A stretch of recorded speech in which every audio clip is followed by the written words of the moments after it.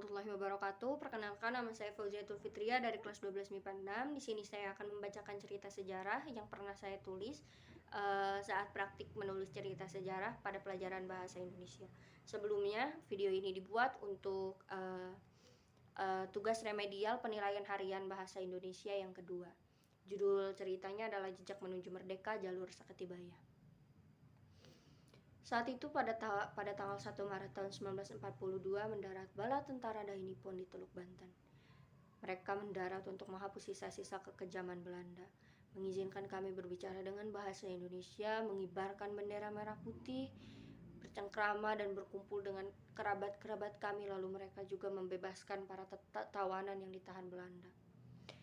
Kami seperti burung yang akhirnya bisa terbang bebas, merasakan kebebasan setelah ditekan habis-habisan. Lalu seperti masuk ke dalam perangkap, 1 tahun setelahnya mereka mulai menunjukkan otoritas dan kuasanya. Ternyata mereka cuma menggunakan kami sebagai kepentingan menunjang kemenangan perangnya dengan sekutu. Mereka mengetahui bahwa kami punya banyak sekali batu bara yang berada di Bayah. Lalu mereka mulai melancarkan ekspansi melalui kereta api dengan jalur Saketi hingga ke Bayah yang dikerjakan oleh para Romusa. Dan jika saja waktu itu aku tidak percaya dengan tawaran mereka untuk mendapatkan pendidikan di Tokyo, aku tidak akan berakhir nyaris mati di tengah hutan. Mereka membawaku ke dalam sebuah mobil yang sangat gelap. Aku hanya ingin menghindari para orang-orang itu membawaku meninggalkan rumah dan menjadikanku pekerja paksa. Dan bisa-bisanya aku melupakan bahwa mereka ternyata melakukan tipu daya. Dan pada akhirnya ini akan kembali kepada kepentingan mereka menjadikan aku dan para pemuda di daerah lain sebagai Romusa. Suradi temanku, dia menyadari apa yang aku pikirkan atau justru aku menyadari apa yang dia pikirkan juga.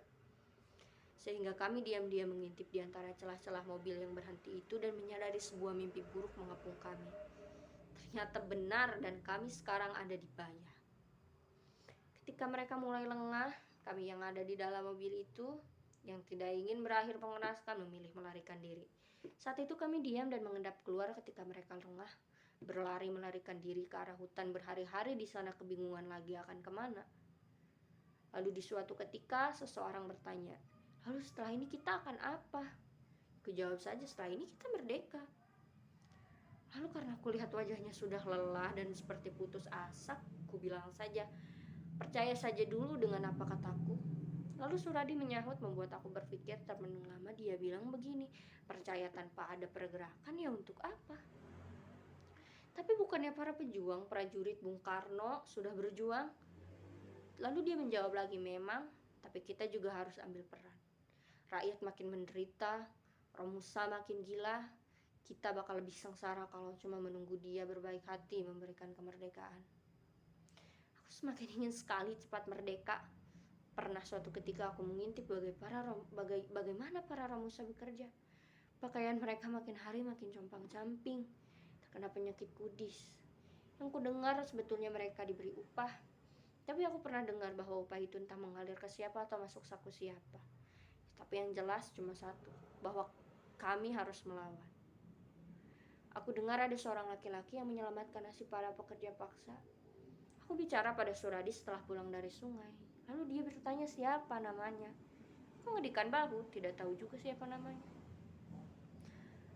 Tapi perawakannya tidak terlalu tinggi, pakai topi sedikit bundar, celana pendek, dan kaos lengan panjang. Tapi Suradi malah bertanya, setelah ini apa rencanamu, Yas? Ya menunggu kemerdekaan.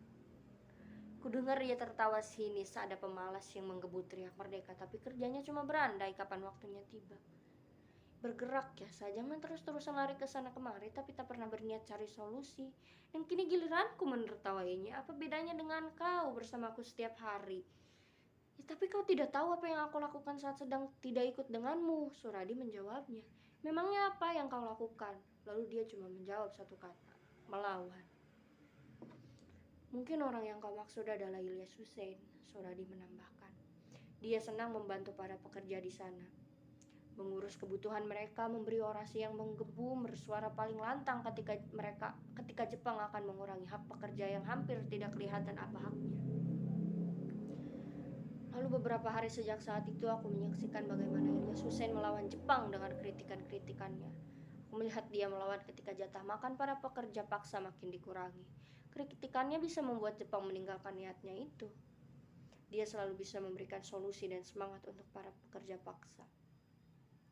Lalu suatu ketika yang menarik, dia pernah terlibat cekcok dengan Bung Karno terkait orasinya. Ketika itu yang ku tahu Bung Karno mengunjungi para Romusa yang ada di Baya. Tapi terkait cekcoknya itu, aku selalu percaya bahwa dua kepala pasti punya pemikiran yang berbeda. Dua orang itu punya cara yang berbeda tetapi dengan tujuan yang sama untuk memerdekakan bangsa Indonesia, untuk menjadikannya Republik Indonesia. Lalu yang ku tahu setelah banyak peristiwa saat aku berlari dari hutan ke hutan, aku pikir aku ingin ikut serta memerdekakan bangsa. Betul kata Suradi, segala perkara harus kita mulai dari diri sendiri. Maka setelah itu aku dan dia mendaftar jadi seorang tentara. Aku niatkan ini demi bangsa aku merdeka, demi kami bisa bebas, demi kami bisa menentukan nasib hidup kami sendiri, demi kami bisa mendapatkan hak hidup kami di tanah milik kami. Biarkan saja langkahku di setiap tanah dalam hutan yang aku pijak menjadi jejak menuju merdeka. Tamat. Sekian, wassalamualaikum warahmatullahi wabarakatuh.